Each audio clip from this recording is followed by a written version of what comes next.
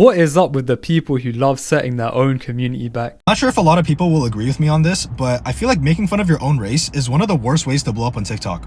I'm an Asian person from California, and obviously I've seen all the jokes. And sometimes I just look at these creators and I'm like, damn, is it really worth all that? And you know, I understand people are very different in real life compared to how they portray themselves online. And maybe I'm just a hater, but I genuinely just don't see the vision. Like, yes, you'll get views, but you're just gonna be known as some guy who like is a complete degenerate in public. If I'm around someone who's my race and they consistently make hard R jokes, watermelon jokes, well jokes, I just cut them off because it gets to a point where it's just like, what are you doing? It's like, you can make a joke about yourself, that's fine, but to put down your own people constantly, that's a bit odd. Whenever I see someone do that, I'm just embarrassed for you. Different, but also really similar, is when you look at a racist video's comments and you see something like, as a black man, as an Asian, as a Latino, that was accurate, that joke is funny. To the people who say these kinds of things, I want you to know that you gain nothing from this.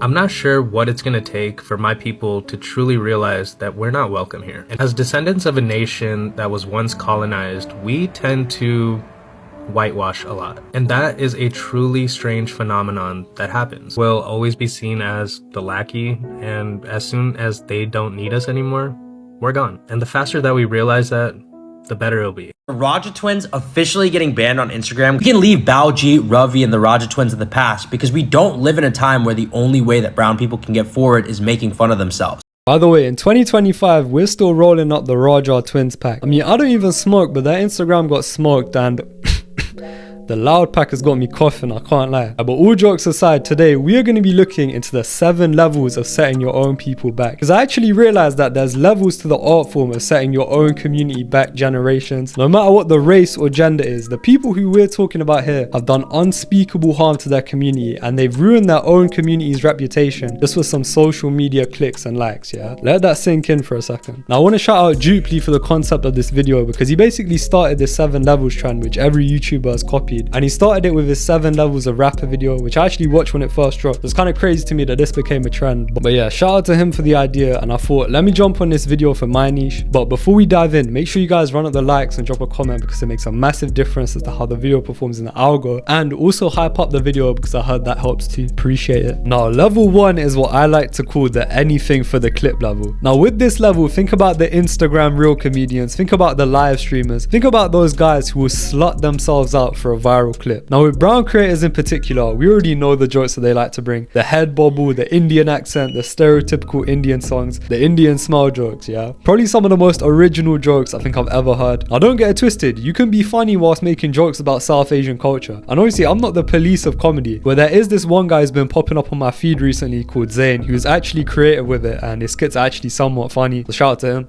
But bro, when it comes to people like this Farzi guy who made the video on screen right now, it's clear that this is just rage bait, and I'll be honest, it's not even funny. I mean, maybe my sense of humor is just broken. Because I think the time that I got fired from one of my old jobs on a random Saturday brought more amusement to me than this video on screen. And by the way, that did actually happen, yeah, it's a long story. And people in the comments on this video might be like, oh, TB, why are you getting pressed for? It's just a joke. Why are you acting so soft? Go touch some grass. But the reason why I don't let this type of thing slide is because when you give shameless, degenerate people like this an inch, that's when they think they can run off with a mile, yeah? Always remember that. We need to nip this in the bud immediately. And the worst part is, this Farzi guy is Indian himself, but he has the nerve to make another video complaining about racism against Indians. Like, bro, you're literally part of the reason why it's happening. Like, you just have no self-awareness. That's like me listening to Tom McDonald every day, then wonder why my ears are bleeding. Like, make it make sense, please. And I feel like we need to start making shame expensive again. Because the thing is, this video got over 2 million likes, but I'm 90% sure this video didn't even make a lot of money, just based on how the TikTok monetization works. So you really just hoard yourself out and threw millions of us under the bus for very little reward. Because best believe that video doesn't represent me. I mean, we wear roll-on and spray over here. But the reason why this type of content is only level 1 is because realistically, it's not as bad as some of the other content, and he is doing this under the guise of jokes and comedy, which can appeal to some people. And to be fair to this Farzi guy, that video is a few years old and his content has improved since then. And when I say improved, I'm talking about the same way that inflation has improved. So yeah, it's still pretty bad. But level 2 of setting your own people back is the cultural character. And more specifically, I'm talking about guys like Uncle Roger, the Malaysian minstrel. Now, if you don't know, Uncle Roger is basically a character created by the Malaysian comedian Nigel Ng, who got his come up by reviewing egg fried rice videos made by people in the West. And he was basically criticizing them for not making it the traditional way, whilst playing the role of an exaggerated Malaysian uncle. And one of his most popular videos was calling out the popular chef Jamie Oliver for his egg fried rice recipe. And honestly, Jamie Oliver does deserve calling out, but that's for other reasons. But this cultural character that he created led to him getting over 10 million subscribers on YouTube, which is just crazy. Now, Uncle Roger is a bit of an interesting one because depending on who you ask, you'll get very different responses on whether he did damage to the East Asian community or not. I asked one of my guys in real life what he thought, and he summed it up nicely by saying that creators like Uncle Roger didn't really set Asians back, but they stopped the progression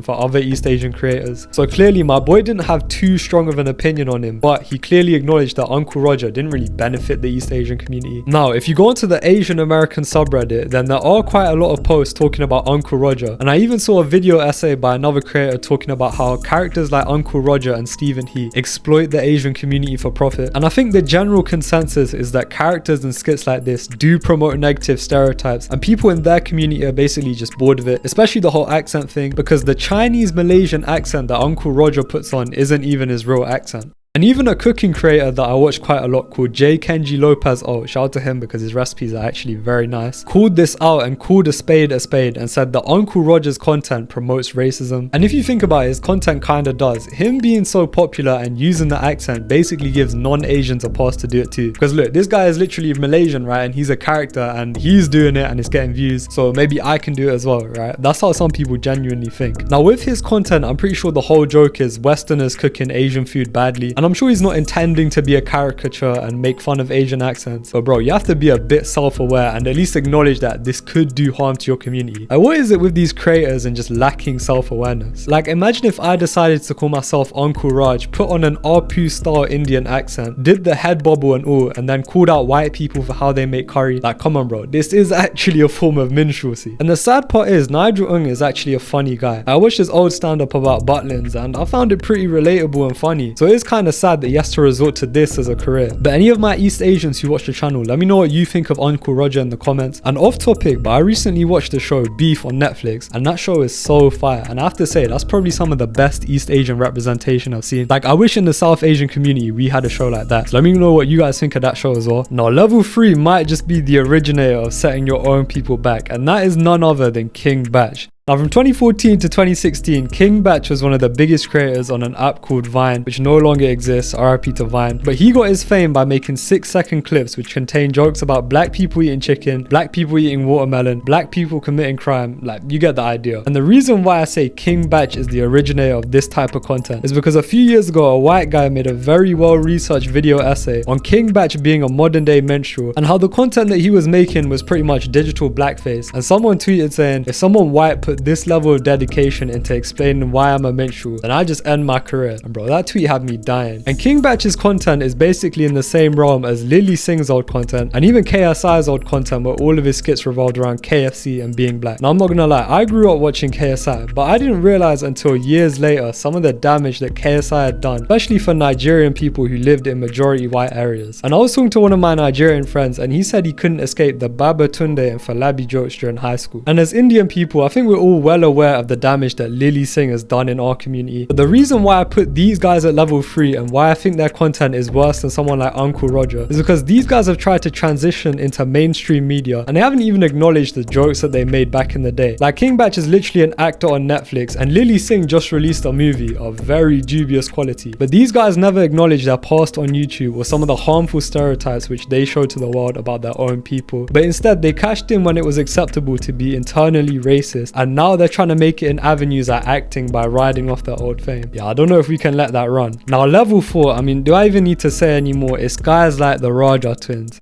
I did a full video on these guys last year, and you know, they did help in giving me a bit of my come up, so thank you for that. But the reason why I'm bringing them up is not because their content is bad. I mean, even someone blind could see that. But it's the fact that when I made my last video, I had so many people in the comments saying, as an Indian, I don't care. As an Indian, stop crying. This might be worse than the Raja twins, because we all know that these guys are a meme and that they're degenerates, and deep down they know that themselves. And my theory is that the CIA funds these guys because, not to be a pocket watcher, they're clearly not making money off of brand deals or TikTok, so how else are they getting paid? But to be in my comments defending degenerates like this is just a different level of embarrassing. First of all, these guys don't know you, they don't know you exist, so why are you getting on your knees for them? Like, bro, I actually can't stand people like this. And low-key, the backstabbers and the people who are Indian who defend racism are genuinely worse than actual racists. But yeah, don't spend your time online defending the Raja twins, please stay in school. But anyway, tell me in the comments what your price would be to make videos like the Raja twins, because for me to even consider, I would need generational wealth and like the type that Minstrelsy raps about before I ever consider doing some of the cringe stuff that these guys do. Okay, now I know I'm all laughing and joking, but level 5 is where things start to get bad, and level 5 is what I call real life. Now the first 4 levels you can kind of consider as not being that deep. I mean, they are a bit deep, but it's all online stuff, and I doubt it impacts the minds of people who aren't also online. But when you take the degenerate stuff that you do online and then you translate that into real life is when it becomes an issue. And that's where we get into the case of Avanish.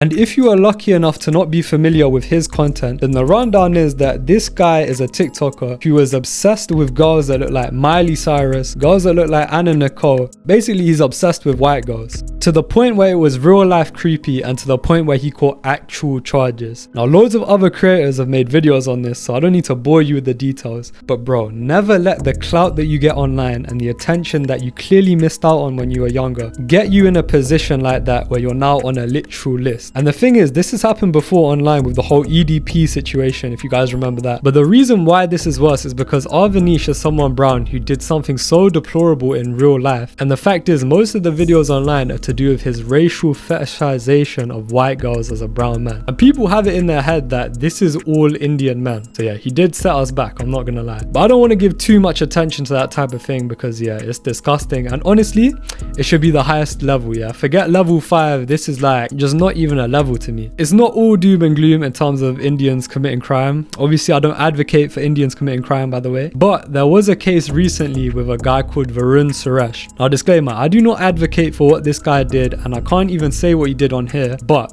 go read about his case because low-key, he may have set us forward. I mean, especially if you support the whole vigilante movement. But again, I don't advocate for committing crimes. Now, we've got level 6, one of the lowest regions you can go to. Level 6 is what I like to call the I wish that I could be like the cool kids, whitewashed brown politician section. And these are the Indian American, often Republican politicians who are basically trying to fit in and make white people like them without realizing that, bro, they're never gonna let you in. They're not really feeling you. Now, we've seen Vivek getting called out at the Christian rally for being Hindu, and we know that Vivek's embarrassed himself a few times already, especially with how he let that white lady say that she wouldn't vote for him just because he's Indian. But that's old news. And we've even seen Usha Vance, who I know isn't a politician, get involved in some sort of triangle with Erica Kirk. Yeah, I don't know what's going on in America, man. It's all crazy out here. But the newest addition to this genre of politicians is Kash Patel, whose name is actually Kashyap Patel. I want that to be known, yeah. His name is Kashyap Patel because, bro, your name is already nice and it's probably the only remotely cool thing about you. So why'd you have to shorten it and westernize it? I mean, we know the reason why, but it's still a shame. But yeah, Kash Patel so far is probably most known for absolutely botching the Charlie Kirk investigation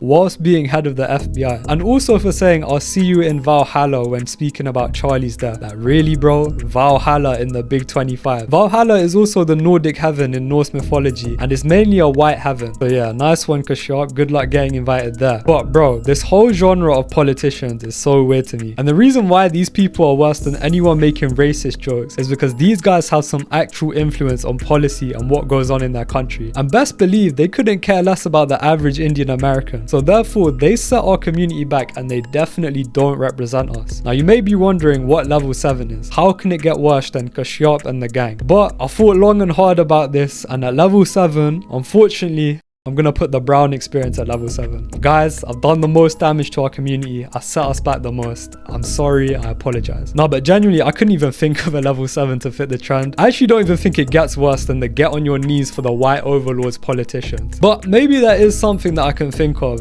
but it might need its own YouTube video, so stay tuned for that one. But yeah, for now, I hope you guys enjoyed the 6 levels of setting your own people back. Appreciate the support on the last video, TBE Winter.